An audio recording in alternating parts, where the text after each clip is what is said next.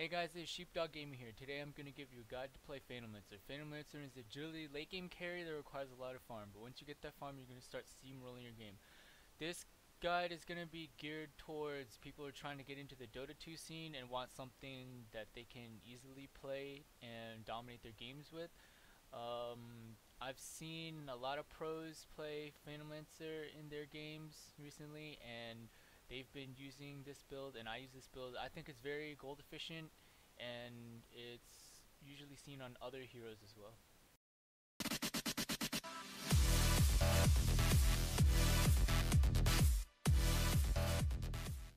Phantom Lancer's Q is called Spirit Lance. It shoots an orb at the enemy opponent and creates a clone on hit. The clone can also create more clones as it auto attacks. Phantom Lancer's W is called Doppelwalk. It creates a clone and then you turn invisible, the clone replaces you, and then you can walk away. Use this move to try and juke other people like so. Phantom Lancer's first passive is called Juxtapose. It's the passive that allows you to create illusions on hit, including your clones, and it's what defines him as a hero. Phantom Lancer's second passive is his ultimate, Phantom Edge. Phantom Edge gives Phantom Lancer a percent magic resist and better percent to create illusions on hit, but also his clones can start creating illusions of themselves as well. Examples are his Spirit Lance, his Doppelwalk, and clones created from Juxtapose as well. Let them bitches know we wear them snapbacks and tattoos, snapbacks and tattoos, nice whips, fly chicks, all that, cause cash rules.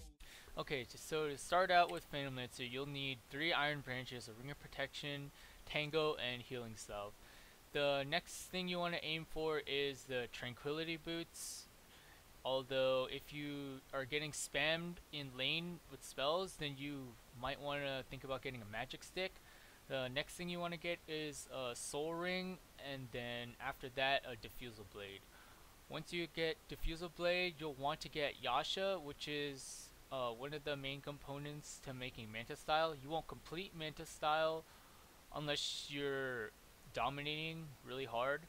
Otherwise, you want to start building the Heart of Teresk.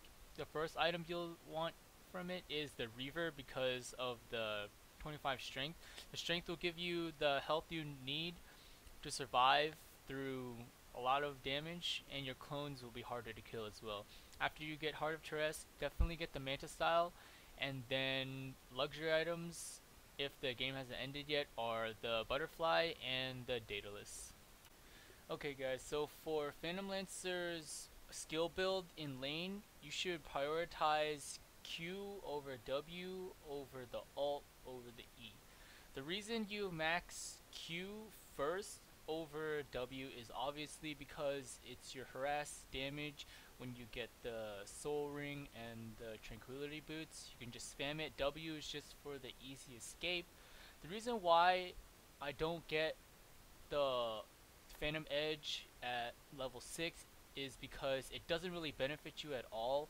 Neither does Juxtapose at the early levels, since your auto attack speed is very low and you don't have very much agility.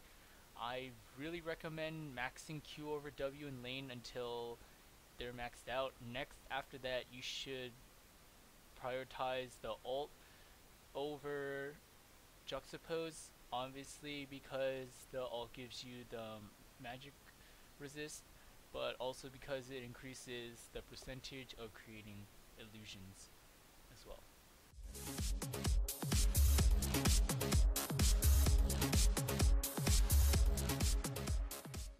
Okay, here I'll be showing you how to lane using Phantom Lancer. The lane that you really want is the safe lane, which is bottom for Radiant side and top for the Dire side. The reason why you want the safe lane or the short lane is because obviously the shorter lane will have the creeps closer to your tower but not actually getting hit by the tower, so that you'll be safe from ganks and you can easily farm because the enemy can't chase you down since your tower is right behind you. So if you do get put in the long lane, which is top for Radiant side, bottom for Dire side, then you'll have to play a little safer and then obviously conserve your mana for Doppelwalk to escape a gank.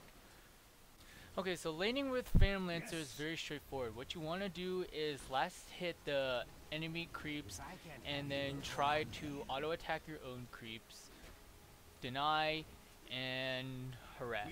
If you can't do all four of those things at once and you're just starting out in Dota, just try and last hit the enemy creeps and then auto attack your own allied creeps as soon as they start going below half health. What this does is that it makes it so that your wave will be lower than the enemy wave, and then the enemy wave will start pushing onto your wave. Obviously don't do this when you're getting closer and closer to your own tower, because that makes it so that it will push faster and then it will hit your tower and then the creep will die off, and then you might end up pushing your own lane and it will not be the most ideal situation for you. What you want to do is have the creeps line up around in front of your tower, but not so that the tower is able to hit them. Lane control is very difficult, so don't worry about it too much. I'm just putting it out there so that you know later you can do it. Denying is basically hitting your own allied creeps as soon as they're about to die. It's the same thing as trying to last hit the enemy creeps, but denying denies the other person from being able to get gold. They still get the experience, but they don't get the gold, so having less gold for the enemy is always good. Another thing you want to remember is that if you auto attack the enemy hero to harass, you want to A-click your allied creeps so that the enemy creeps will de-aggro off you. Aggro is obviously aggression, is when the enemy creeps will start attacking you. You don't want the enemy creeps to attack you, because then your creeps will get free damage on the enemy creeps, and what that does is that it ends up as the enemy creeps will have less health than your creeps, and then you'll start pushing on them, and you don't want that. A great thing to do is to pull the jungle creeps, if you're in the safe lane, into the lane to pull aggro from your wave of creeps into the jungle, so that you're able to farm at tower more easily if your lane is pushed. Only do this if your lane is pushing. If you do it when your lane is not pushing and it's actually in a good place for you to farm, and you pull the aggro into the jungle anyway, then that makes it so that when your wave kills off the jungle, it will come back in the lane, and then it will push even further out into the lane, and then that makes it so that you have to farm out further in the lane. Plus, sometimes the next wave will come and then you'll have two waves at once going into the enemy tower as well, so that's really bad. A very important thing to remember when playing Phantom Lancer is that the enemy might have sentries nearby or a Gem of True Sight. When they have one of the two or two of the two, they'll be able to see you when you use Doppelwalk, so it's not guaranteed that you'll get away. Always be aware and watch out for these things that have True Sight. Phantom Lancer is one of the most hated heroes in Dota 2 for multiple reasons. I'll name a few, like his Q is on a very low cooldown at level 4, so once you max it and you're later in the game with a higher mana pool, you should be spamming it on the enemies continually. What this does is that your clone will obviously have Diffusal Blade and start proccing it and start taking away their mana, and also it can create its own clones. The next thing is that obviously it creates a lot of clones. Phantom Lancer spams clones everywhere, and they can split push, they can farm everywhere. It's really obnoxious.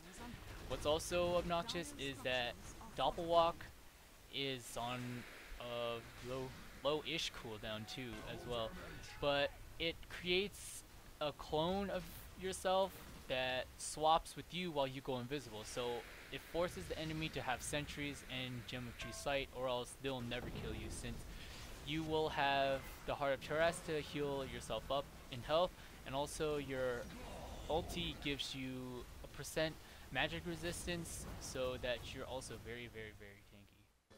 I hope this guide has been useful to those of you who are trying to get into the Dota 2 scene. I know it's really hard, but playing more games will definitely help.